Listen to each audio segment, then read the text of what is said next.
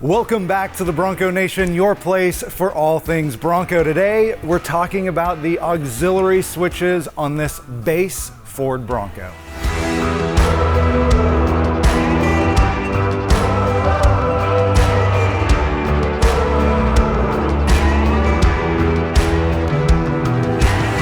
Now, the auxiliary switches are these switches right here in the overhead console labeled auxiliary 1 through 6. Now, these switches come standard on the Black Diamond, the Wild Track, Badlands, and First Edition, but it's also a freestanding option to get on any of the series. Like, we're in the base model right now, and this base model actually has these switches. Now, these switches aren't spring loaded, so when you flip one on, it stays on and is illuminated to let you know that it's on. These switches all work when the key is in the on position, whether the engine is running or not.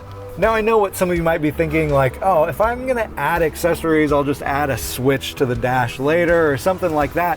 But the nice thing is Ford didn't just put switches up here in the console. They added, the wiring that goes throughout the Bronco, so you don't have to drill holes into your firewall or find a way to run wiring to the back of your Bronco. Ford has already done it for you. And man, I know some of you guys have seen, people's vehicles with the just switches hanging off the dash, and just, it just starts to look junky after a while. And so this is a really nice option to keep your switches looking nice. The 6 switches run into the power distribution box, which is here in the engine compartment. Each of those switches are powered and are rated for different accessories. Then from the power distribution box, there are 5 circuits that run to different parts of the vehicle. One circuit goes to the front grille next to the headlight. 2 circuits go to the passenger compartment behind the glove box. 1 circuit goes above the windshield by the passenger visor. And the final circuit goes to the passenger rear quarter panel. So how does this work? Well, let's say that you wanted to hook up a mini fridge in the back of your Bronco and you want it to be on the auxiliary 2 switch. Well, the auxiliary 2 wire is this green and brown wire right here.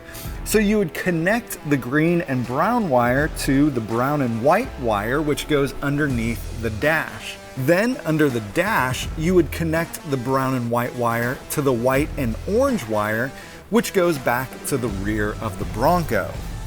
Or let's say that you want to hook up a light bar. So we'll hook the light bar up to the auxiliary 1 switch, which would be this yellow wire right here.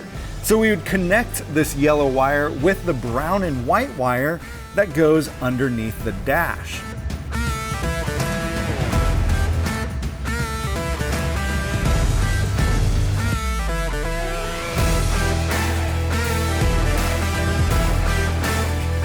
To get access behind the glove box, open the glove box and then push in on the 2 tabs that are on the side of the glove box.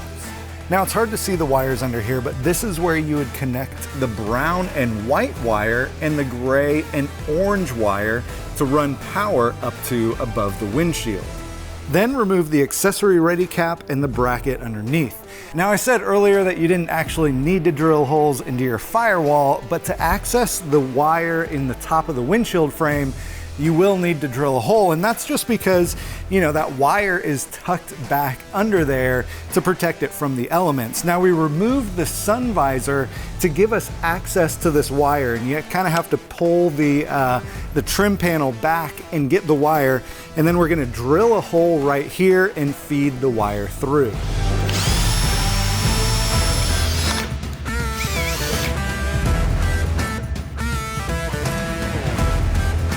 So that's it, the auxiliary switches. We got a little light up here just to show you how easy it is to run power. If you wanted to put a light bar or some other accessories up here, a bunch of these, you can do it easily, and it's just a few wires that you have to connect together.